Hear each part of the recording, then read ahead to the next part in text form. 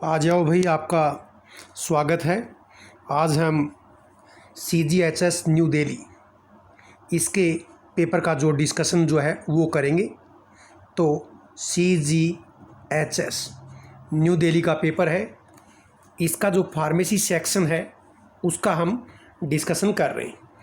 तो question number 1 हम लेते हैं और आपसे क्वेश्चन किया है का which of the following is not a lipid derive autocoid, कि इनमें से कौन सा लिपिड डिराइव ऑटोकॉइड नहीं है। तो इसका आंसर क्या है, ए। और लिपिड डिराइव ऑटोकॉइड के अंदर आपके प्रोस्टाग्लैंडिन आती हैं, प्लेटलेट एक्टिवेटिंग फैक्टर्स आते हैं और ल्यूकोट्राइन जो है ये आती हैं। और ये जो लिपिड डिराइव ऑटोकॉइड हैं, इन तीनों को, ये क्वेश्चन भी एग्जाम में आया हुआ है कि lipid derive autocoid, platelet activating factor, prostaglandin और ल्यूकोट्राइन, इनको हम क्या बोलते हैं, इकोसिनोइड्स।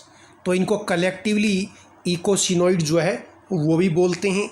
ये आपका आंसर 1 हिस्टामाइन, ये क्या है, अमाइन डिराइव होता है, लिपिड डिराइव नहीं होता। क्वेश्चन नंबर 17 के अंदर लेते हैं, ये भी काफ़ी अच्छा क्वेश्चन है। Which of the following is heteroglycan, इसको हीट्रोग्लाइकन बोल सकते हैं या इसको हीट्रोपोलीसैकेराइड बोल सकते हैं। तो इसका आंसर 3 है। तो हीट्रोग्लाइकन या हीट्रोपोलीसैकेराइड में हाई एलुरोनिक एसिड भी होता है। और एक नाम आप और याद करना चाहें तो इसमें क्या है, हिपेरिन जो है ये भी आता है। तो हिपेरिन और हाई एलुरोनिक एसिड ये हीट्रोग्लाइकन या हीट्रोपोलीसैकेराइड होते हैं। आंसर 3 है। साथ ही आप ये भी याद रखें, बाकी जो ऑप्शन आपको दिख रहे हैं, ग्लाइकोजन, स्टार्च और ये सेल्लोज, ये तीनों इसके अंदर क्या हैं, इनको बोलते हैं होमोपोलीसैकेराइड बोल दीजिए या होमोग्लाइकन, या तो होमोपोलीसैकेराइड या होमोग्लाइकन। इसमें ग्लाइकोजन, ग्लूकोज का पॉलीमर, स्टार्च और सेल्लोज आते हैं। और हीट्रोग्लाइकन जो कि क्वेश्चन है, इसमें हाई एलुरोनिक एसिड और दूसरा एग्जाम्पल मैंने आपको बताया क्या, हिपेरिन। नेक्स्ट क्वेश्चन डिस्कस करते हैं। नेक्स्ट क्वेश्चन है, पढ़िए, इजी क्वेश्चन है। तो कई बार देखो क्वेश्चन की लैंग्वेज बड़ी होती है, इसका मतलब ये बिल्कुल नहीं समझें कि क्वेश्चन हार्ड है, उसको आराम से पढ़ते हैं। What is the name of type of route of administration, यानी रूट ऑफ एडमिनिस्ट्रेशन का क्या नाम है, in which drug is deposited in tissue, जिसमें ड्रग को टिश्यूज़ में डिपॉजिट करते हैं या इंजेक्ट करते हैं, अंडर द स्किन, स्किन के नीचे, which is richly supply by the nerve, जिनमें नर्व की ज़्यादा सप्लाई होती है, और लेस वास्कुलर, और ब्लड की सप्लाई क्या है, कम होती है। यानी पूरे क्वेश्चन का मतलब ये है कि उस रूट का नाम बताइए जिसमें ड्रग को स्किन के नीचे और ऐसे टिश्यूज़ के अंदर इंजेक्ट करते हैं या डिपॉजिट करते हैं जहां नर्व की सप्लाई ज़्यादा और लेस वास्कुलर, ब्लड की सप्लाई कम है। तो इसका मतलब क्या है, इसका मतलब है 3rd, सबक्यूटेनियस। क्योंकि जो सबक्यूटेनियस रूट होता है उसमें ड्रग को स्किन के नीचे सबक्यूटेनियस टिश्यू में इंजेक्ट करते हैं जहां नर्व की सप्लाई ज़्यादा और ब्लड सप्लाई क्या है, कम होती है। और इस रूट से ड्रग को तभी हम काम में लेते हैं जब आपको एक्शन कैसा चाहिए, स्लो, धीरे एक्शन चाहिए और धीरे धीरे एक्शन चलता रहे, तो इसको हम क्या बोलेंगे, सस्टेन्ड। तो यदि आपको स्लो और सस्टेन्ड एक्शन रिक्वायर्ड है तो ऐसे केस में हम सबक्यूटेनियस रूट जो है इसको काम में लेंगे। अब क्वेश्चन लेते हैं नेक्स्ट क्वेश्चन 19। इस क्वेश्चन में आपसे किया है क्वेश्चन कि द ग्रुप ऑफ एंजाइम, यानी एंजाइम का वो ग्रुप विच हाइड्रोलाइज एस्टर, जो एस्टर को हाइड्रोलाइज करता है। याद रखना जो एस्टर ग्रुप है इसका हाइड्रोलिसिस होता है। तो हाइड्रोलाइज एस्टर और पेप्टाइड ग्रुप प्रोटीन में मिलता है, इसका भी हाइड्रोलिसिस होता है। ग्लाइकोसाइडिक बॉन्ड, ये मैं आपको बता दूं, ये आपके पॉलीसैकेराइड में होता है। तो ये कह रहा है कि उस एंजाइम का नाम बताइए जो हाइड्रोलाइज करता है एस्टर को, पेप्टाइड को, ग्लाइकोसाइडिक बॉन्ड को by addition of water and then breaking of bond is. तो आपको याद रखना हाइड्रोलिसिस का मतलब यही होता है कि वाटर का मॉलिक्यूल जुड़ेगा और उसके बाद कोई भी केमिकल है उसके कम से कम 2 टुकड़े होंगे, 2 पार्ट में टूटेगा। तो ये एंजाइम कौन है? ये तो सिंपल क्वेश्चन देखो, हाइड्रोलिस, जो हाइड्रोलिसिस करेगा। तो ऐसा नहीं क्वेश्चन बड़ा दिख रहा है, लेकिन बहुत इजी क्वेश्चन है। हाइड्रोलिस या हाइड्रोलिसिस करेगा, और हाइड्रोलिसिस का मतलब यही होता है कि वाटर का मॉलिक्यूल जुड़ के यदि वो सब्सटेंस 2 पार्ट में टूट जाए तो इसका मतलब उसका हाइड्रोलिसिस हुआ है। और हाइड्रोलिसिस देखो एस्टर का होता है। ये कुछ और याद करने वाली बातें हैं। पेप्टाइड बॉन्ड जो कि प्रोटीन में होता है उसका होता है। ग्लाइकोसाइडिक बॉन्ड जो कि आपके कार्बोहाइड्रेट में होते हैं उनका होता है। इसके बाद नेक्स्ट क्वेश्चन नंबर क्या है 20। और क्वेश्चन नंबर 20 में आपसे पूछा है कि which of the following is a potassium sparing diuretic, यानी कौन सा डायूरेटिक पोटेशियम स्पेरिंग है। पोटेशियम स्पेरिंग का मतलब ये है कि आपके ब्लड में पोटेशियम का लेवल क्या है, बढ़ाएगा।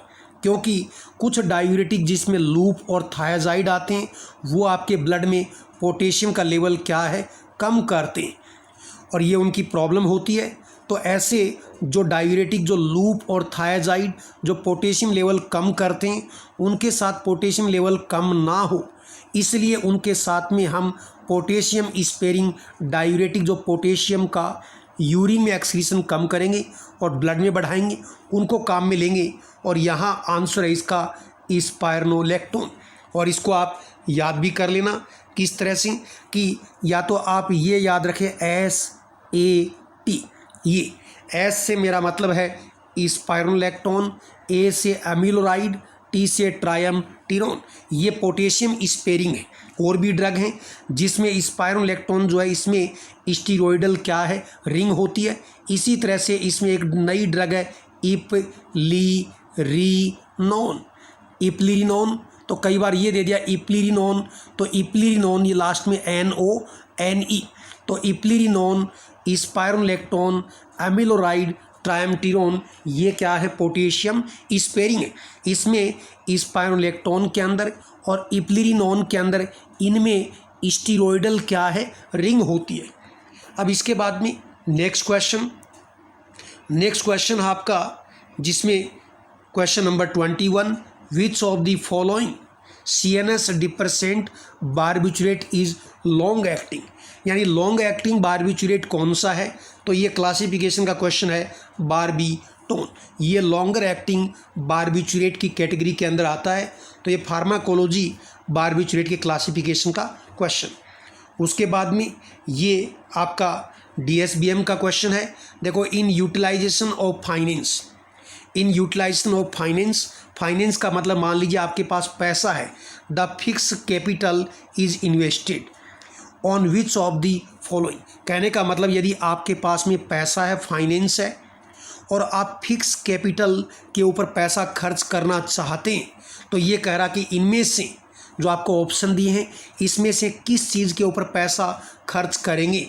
तो आपको पता है फिक्स कैपिटल में कौन आता है। तो फिक्स कैपिटल में आता है जैसे बिल्डिंग होती है, कोई भी किसी फैक्ट्री की, बिजनेस की जो बिल्डिंग है, जो लैंड ज़मीन है, उसे मशीन है, फर्नीचर है, ये सब क्या है, इक्विपमेंट हैं, ये फिक्स कैपिटल के अंदर आते हैं।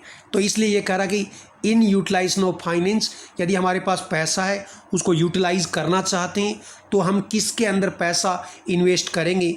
यदि आप फिक्स कैपिटल पे खर्च करना चाहते हैं तो देखो ये रहा प्लांट एंड मशीनरी। तो मैं आपको बता रहा हूँ, लैंड ज़मीन, और ज़मीन के ऊपर बिल्डिंग, इसके बाद उसके अंदर इक्विपमेंट है, मशीन है, प्लांट है, ये सब फिक्स कैपिटल का हिस्सा होते हैं। इसके बाद में क्वेश्चन नंबर 23, देखो ये केमिस्ट्री का क्वेश्चन, कितना इजी, एसिटिक एसिड का फॉर्मूला पूछा है। तो ये आपका आंसर हुआ ए, ये एसिटिक एसिड CH3COH।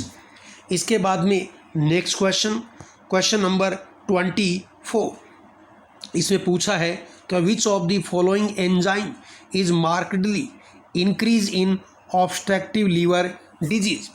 तो जो ऑब्स्ट्रक्टिव लीवर डिजीज है या यूँ कहें ऑब्स्ट्रक्टिव जॉन्डिस है, उसमें कौन से एंजाइम की एक्टिविटी रिमार्केबली या मार्कली इंक्रीज हो जाती है, किस एंजाइम की एक्टिविटी इंक्रीज होती है, तो याद करना पड़ेगा, इसको याद रखना है, अल्कलाइन फॉस्फेटेस एंजाइम की एक्टिविटी बढ़ती है। कुछ दूसरी बातें मैं बता दूं, यदि ये मेरे को ये क्वेश्चन पूछता कि लीवर डिजीज़ सिर्फ लीवर डैमेज की बात करता, क्योंकि ये ऑब्स्ट्रक्टिव लीवर डिजीज है, ऑब्स्ट्रक्टिव का मतलब रुकावट, और रुकावट जो है वो ये ऑब्स्ट्रक्टिव जॉन्डिस की बात हो रही है, तो इसलिए आंसर ए है। लेकिन ये पूछता सिंपल कि लीवर डिजीज़ के अंदर या लीवर डैमेज होता है किसी भी दवा से, अल्कोहल से, तो उसमें कौन से एंजाइम की एक्टिविटी बढ़ेगी, तो फिर मेरा आंसर ये भी होता और आंसर मेरा ये भी होता, क्योंकि ये क्या है, ये आपका SGPT, इसको हम बोलते हैं SGPT, और ये आपका क्या है SGOT। तो आपको पता है SGPT और SGOT एंजाइम है, और इन एंजाइम की एक्टिविटी इंक्रीज होती है कब, जब लीवर डैमेज होता किसी ड्रग से या किसी अल्कोहल की वजह से। और नाम है देखो, सीरम ग्लूटामेट पायरेट ट्रांसएमिनेस, और यह है सीरम ग्लूटामेट ऑक्सेलो एसीटेट ओ से ऑक्सेलो एसीटेट ट्रांसएमिनेस, और जो SGOT है इसका नाम अस्पार्टेट एमिनो ट्रांसफरेज है। SGPT है इसका दूसरा नाम, जैसे आपके भी तो कई नाम होते हैं, ऐसे इसको अल्कलाइन एमिनो ट्रांसफरेज बोलते हैं। तो ये जो है इन एंजाइम की एक्टिविटी लीवर डैमेज के अंदर बढ़ती है, लेकिन ऑब्स्ट्रक्टिव लीवर डिजीज़ जिसमें रुकावट है तो इसके अंदर एंजाइम की एक्टिविटी बढ़ती है, वो अल्कलाइन फॉस्फेटेस जो है वो है।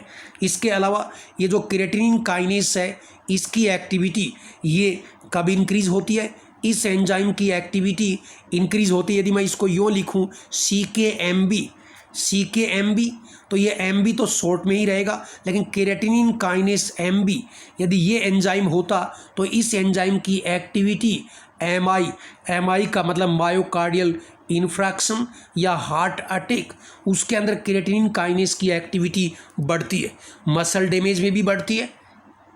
अब आइए क्वेश्चन नंबर 25। क्वेश्चन नंबर 25 में है the route of administration of human monovalent live क्या है वैक्सीन फॉर रोटा वायरस।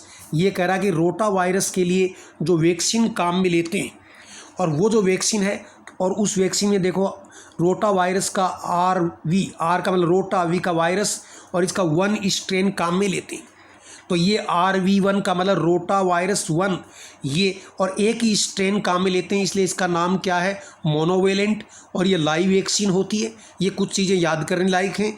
इसको किस रूट से लेंगे, तो ये तो आपको याद ही करना पड़ेगा, ओरल रूट से इसको लिया जाएगा। इसके बाद में क्वेश्चन नंबर 26।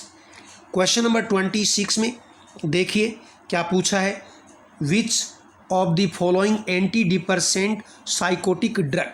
तो देखो बड़े बड़े नामों से बिल्कुल भी डरे नहीं, कंफ्यूज नहीं हो।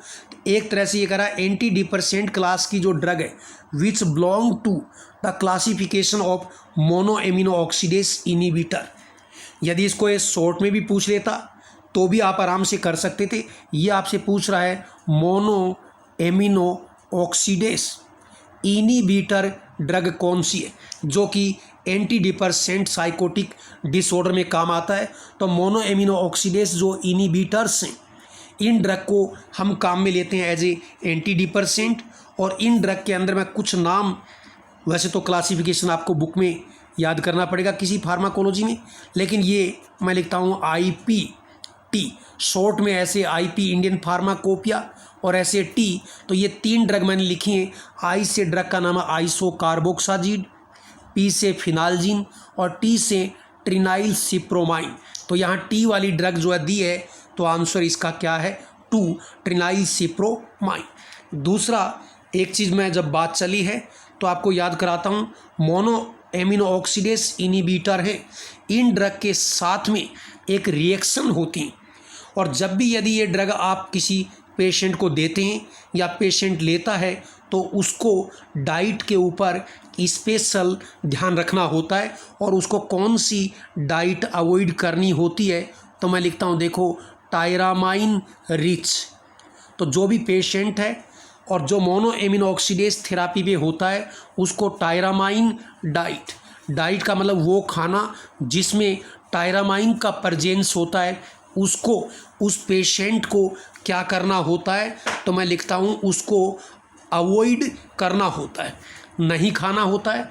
और टायरामाइन रिच डाइट जो है इसमें नॉनवेज आता है, क्या आता है, नॉनवेज आता है, अल्कोहलिक ड्रिंक बियर और वाइन आती हैं, इसके अलावा जो पनीर है जिसको चीज़ बोलते हैं वो आता है। ऐसी डाइट को पेशेंट को अवॉइड करना होता है।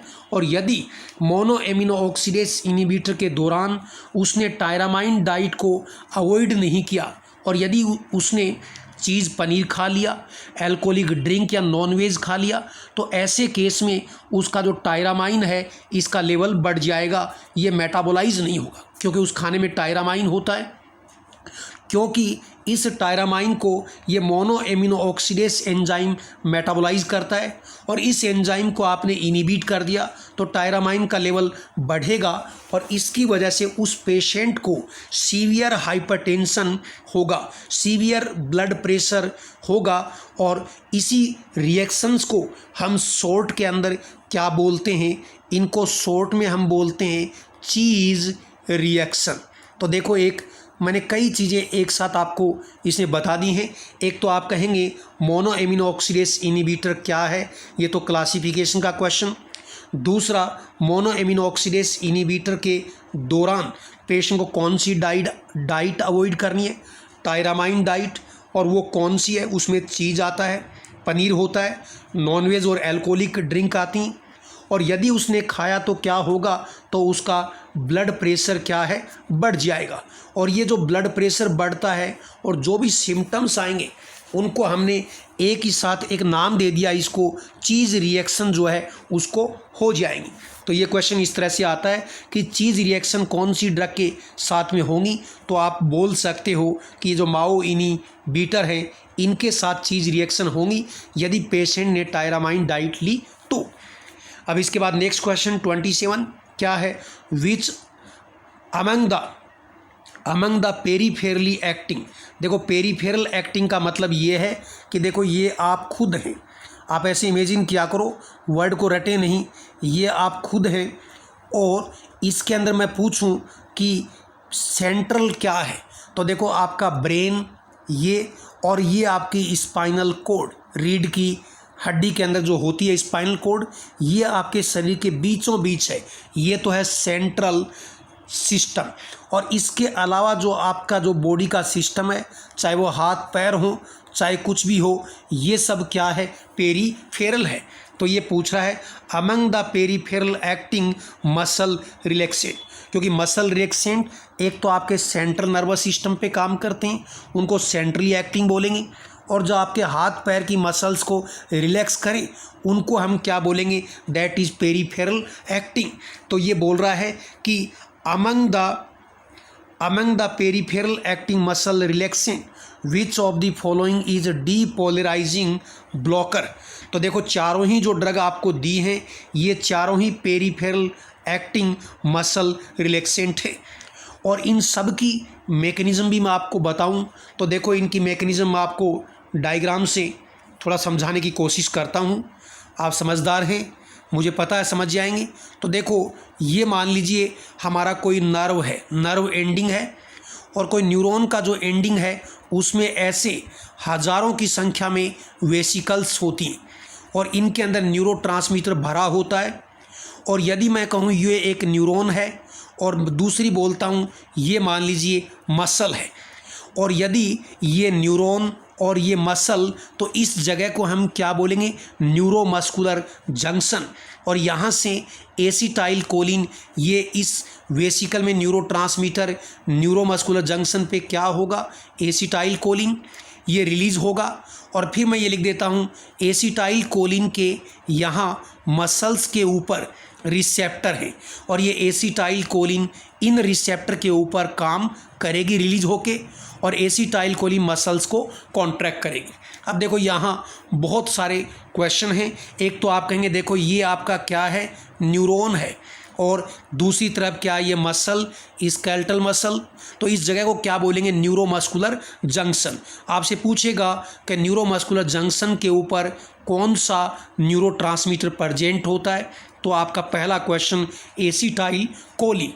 फिर मेरा दूसरा क्वेश्चन कि न्यूरोमस्कुलर जंक्शन के ऊपर कौन से ये नीचे रिसेप्टर हैं ये प्रेजेंट होते हैं, तो इनका नाम है एनएम, क्योंकि देखो एसिटाइल कोलिन के रिसेप्टर होते हैं मस्करेनिक एम और निकोटिनिक, तो ये निकोटिनिक टाइप के यानी एन और इसके नीचे एम है, मसल्स पे होता है। तो न्यूरोमस्कुलर जंक्शन के ऊपर एन और नीचे की साइड में क्या एम रिसेप्टर जो है ये प्रेजेंट होते हैं। ये दूसरा क्वेश्चन। अब हम हमारे क्वेश्चन के ऊपर आते हैं। ये कह रहा है देखो एसिटाइल कोलिन क्या कर रही है, मसल्स के इन एनएम रिसेप्टर पे काम करके मसल्स को कॉन्ट्रैक्ट कर रही है, जबकि हम क्या चाहते हैं, ये पूछ रहा है पेरीफेरल एक्टिंग मसल रिलैक्सेंट। आप मसल को रिलैक्स करना चाहते हैं तो हम एक ऐसी ड्रग देंगे और वो ड्रग क्या करेगी, मान लो ये ड्रग है, ये ड्रग जाके और ये भी इन्हीं रिसेप्टर से बाइंड होगी, जिनके साथ कौन बाइंड है, एसिटाइल कोलिन। और जैसे ही मैं ड्रग दूंगा ये ड्रग इन रिसेप्टर पे बाइंड होगी। अब मुझे बताओ यदि मैं ड्रग देता हूं और वो भी एनएम रिसेप्टर पे बाइंड होगी तो उसको किससे कंपटीशन करना पड़ रहा है, तो एसिटाइल कोलिन से। तो मैं कहूँगा ये डी ड्रग, और यदि ये मसल रिलैक्सेंट है तो ये एसिटाइल कोलिन से कंपटीशन करके और खुद क्या है इन एनएम रिसेप्टर पे बाइंड होगी और बस बाइंड ही होगी और कुछ नहीं करेगी। और यदि ये बाइंड हो जाएगी तो आप देख रहे हैं कि एसिटाइल कोलिन अपने रिसेप्टर बाइंड नहीं हो पाएगी, और एसिटाइल कोलिन अपने रिसेप्टर को कॉन्ट्रैक्ट करती है तो कॉन्ट्रैक्ट नहीं कर पाएगी, तो मसल क्या हो जाएंगी, रिलैक्स हो जाएंगी। तो ये जो ड्रग है ये क्या हुई, पेरीफेरल एक्टिंग मसल रिलैक्सेंट। तो आप कह सकते हैं कि पेरीफेरल एक्टिंग मसल रिलैक्सेंट क्या करते हैं, तो मैं कहूँगा एसिटाइल कोलिन से कंपीट करके, कंपटीशन करके और खुद एनएम रिसेप्टर को ब्लॉक करते हैं। तो ये एनएम ब्लॉकर होते हैं, तो ये इसको ब्लॉक करेंगे जिससे ये न्यूरॉन और ये मसल इनके बीच में जो ट्रांसमिशन होता है, जिसको बोलेंगे न्यूरोमस्कुलर ट्रांसमिशन, वो रुक जाएगा और मसल कॉन्ट्रैक्ट नहीं होगी। एक बात होगी। अब हमारे दूसरे क्वेश्चन पे आते हैं। इसमें से देखो ड्रग दी पेनकुरेनियम, पाइपेकुरेनियम, पेनकुरेनियम, पाइपेकुरेनियम, अट्राक्यूरियम। ये जो ड्रग हैं ये प्योरली एंटागोनिस्ट हैं। प्योरली एंटागोनिस्ट का मतलब ये है कि ये एसिटाइल कोलिन से compete करके खुद एनएम रिसेप्टर बाइंड होंगी और इसको बिल्कुल भी एक्टिवेट नहीं करेंगी, तो मसल एकदम से रिलैक्स हो जाएंगे। लेकिन इन्हीं पेरीफेरल एक्टिंग ड्रग में जो सुक्सामिथोनियम है, ये ड्रग क्या है, ये एसिटाइल कोलिन के जैसी है। इस सुक्सामिथोनियम को, इसको हम सक्सेनाइल कोलिन भी बोलते हैं और शॉर्ट में SCH लिखते हैं।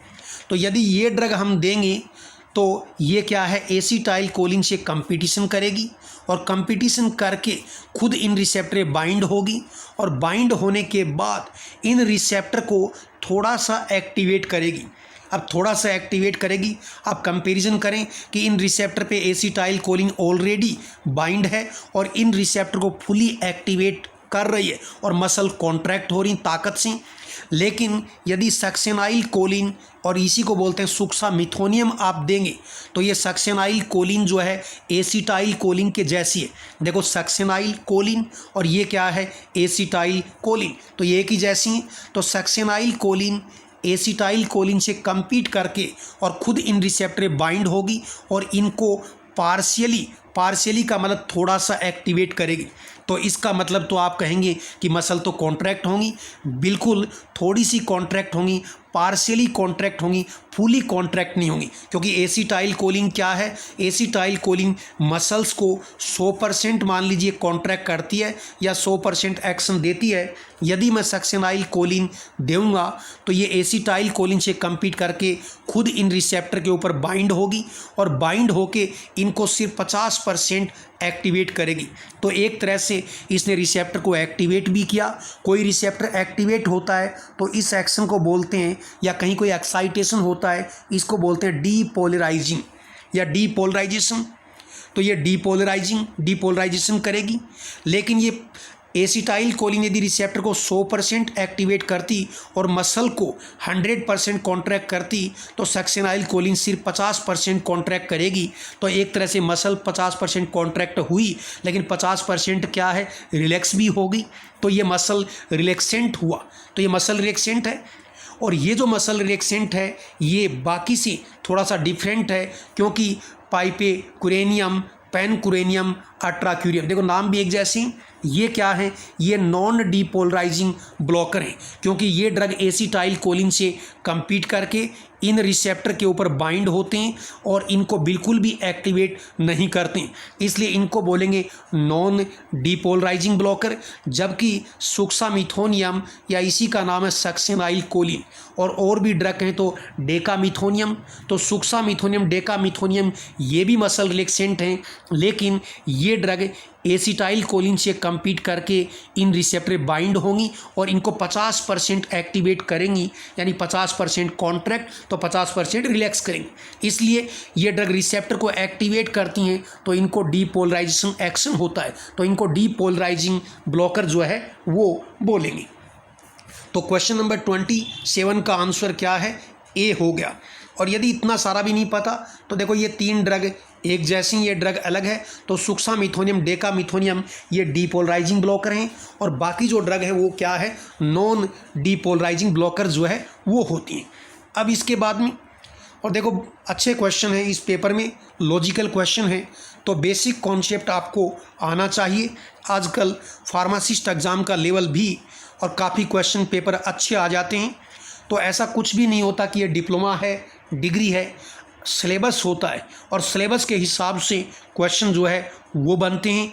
इसलिए आपको सिलेबस तैयार करना होता है, और एग्ज़ाम चाहे किसी इंडिविजुअल स्टेट की हो, सेंट्रल की हो, ESIC, CGHS कोई भी हो, सिलेबस आता है एग्ज़ाम में। तो फिर देखो, फॉर मैनेजमेंट ऑफ अस्थमेटिक कफ, यानी क्या है, किसी को कफ बन गया है और उसकी वजह से उसको सांस नहीं आ रहा, यानी उसको अस्थमा जैसा फील हो रहा है। Which of the following is the right treatment approach, इनमें से कौन सी राइट ट्रीटमेंट अप्रोच होगी।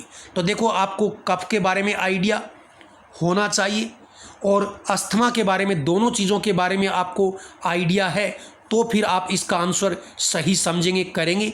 तो देखो ये मैं कहूँ आपकी ट्रेकिया, लेफ्ट राइट ब्रोंकस, और ये आपके लंग्स, और ये ऐसे ब्रोंक्यूल्स और ऐसे आगे स्ट्रक्चर। यदि किसी को कफ बन गया, और चूंकि क्वेश्चन है उससे पता लग रहा है कि प्रोडक्टिव कफ बनेगा, तो किसी को प्रोडक्टिव कफ बना, प्रोडक्टिव कफ का मतलब होता है जिसमें बलगम आता है, कफ बाहर आता है खांसी के साथ में। तो ये कफ जो है ये आपके ट्रेकिया में, इधर लंग्स में यहाँ जम जाता है, और यहाँ ये जम गया तो इसकी वजह से क्या होगा, आपके लंग्स के अंदर जो अंदर खाली जगह है, जो बाहर से एयर जाती है, वो जगह क्या हो जाएगी, कम, क्योंकि वहाँ कफ जम गया है। और जगह कम होगी तो जितना ऑक्सीजन और एयर आपके ब्लड में पहुँचना चाहिए वो नहीं पहुँच रहा, और आपकी बॉडी को डिमांड पूरी करनी है तो क्या होगा, आप जल्दी जल्दी सांस लेंगे और आपको सांस के साथ आवाज़ आएगी, साउंड आएगी, व्हीजिंग साउंड। जैसे कईयों को कफ होता है तो सांस छोड़ते और लेते वक्त क्या है, ची ची की साउंड आती है, वो आएगी। तो ये ज़रूरी नहीं कि इसको परमानेंटली अस्थमा है, कफ की वजह से उसको अस्थमा जैसा फील हो रहा है। तो जैसे कि आपको ऑप्शन दिए कौन सी ड्रग लेंगे, तो ऐसे केस में सबसे पहले उसको सिम्टोमेटिक रिलीफ देंगे, और क्या देंगे, बीटा-2 एगोनिस्ट। और बीटा-2 एगोनिस्ट में आप जानते हैं इसमें साल ब्यूटामोल है, तो साल ब्यूटामोल शॉर्ट एक्टिंग ब्रोंकोडायलेटर होती है, साल ब्यूटामोल देंगे। इसको टर्ब्यूटिलिन देंगे, ये शॉर्ट एक्टिंग में आते हैं। जबकि और दूसरी ड्रगें जैसे मैं लिखूं साल मीट्रोल और ऐसे ही फॉर्मिट्रोल। तो ये साल्मीट्रोल और फॉर्मिट्रोल ये लॉन्गर एक्टिंग ब्रोंकोडायलेटर हैं। लॉन्गर एक्टिंग का मतलब एक बार देंगे तो आपको ओवरनाइट कोई प्रॉब्लम नहीं है। तो साल्मीट्रोल, फॉर्मिट्रोल जैसी ड्रग, साल्ब्यूटामोल, टर्बिट्लिन जैसी ड्रग, ये सब ड्रग बीटा 2 एगोनिस्ट हैं और ब्रोंकोडायलेशन है। यदि आपके ये ब्रोंकाई डायलेट होगी तो अंदर जगह बन जाएगी सांस के लिए, तो ये ठीक रहेगा। दूसरा, यदि आपकी ब्रोंकाई डायलेट होगी तो खांसी के साथ कफ जो है उसको निकलने का रास्ता भी मिल जाएगा, वो बाहर भी आ जाएगा। तो जैसा कि आपको ऑप्शन दिया है उसके हिसाब से आप कहेंगे इनहेल्ड बीटा 2 एगोनिस्ट काम में लेंगे। अब देखो बाकी ड्रग बता देता हूँ। देखो H2 ब्लॉकर है, इसके अंदर कौन आता है? इसके अंदर ड्रग आती है रेनिटीडीन, फेमोटिडीन, निजाटिडीन। ये किस में काम आएंगी? ये तो एसिडिटी और अल्सर का इलाज करेंगी। प्रोटॉन पंप इनिबिटर जिसमें एक ड्रग की बात करें तो आप कहें ओमीप्राजोल, पेंटाप्राजोल, रेबीप्राजोल। ये ओमीप्राजोल जो है ये ड्रग भी क्या है? अल्सर और एसिडिटी में काम आएंगी। तो ये भी आंसर नहीं, ये भी नहीं। और एंटीबॉडीज़, तो एंटीबॉडीज़ का यहाँ क्या रोल है? ऐसा कोई विशेष रोल नहीं है। तो उसको अस्थमेटिक कफ है, अस्थमा जैसा फील और कफ हो रहा है, तो उसके लिए सबसे राइट ट्रीटमेंट है बीटा 2 एगोनिस्ट दें। ब्रोंकाई डायलेट होगी, तुरंत से उसकी ब्रीदिंग प्रॉब्लम क्या है ठीक जो है वो हो जाएगी। अब इसके बाद में नेक्स्ट क्वेश्चन है आपका, नेक्स्ट है which of the following can be use as a antidote in atropine. यानी ये कह रहा कि एट्रोपिन पॉइजनिंग के अंदर एंटीडोट क्या लेंगे।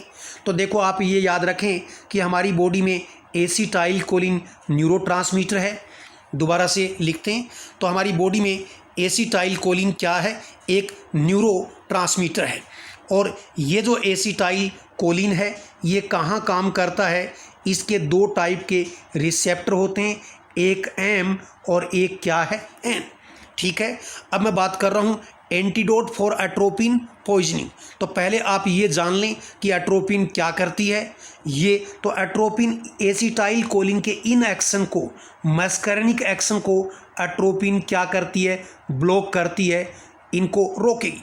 तो एसिटाइल कोलिन केमिकल न्यूरोट्रांसमीटर हमारी बॉडी में, ये हमारी बॉडी में न्यूरॉन से रिलीज़ होगा, फिर इसके रिसेप्टर हैं M और N, इन पे काम करेगा। और एट्रोपिन जो है वो इसके M टाइप के जो एक्शन हैं इनको क्या करती है? ब्लॉक करती है।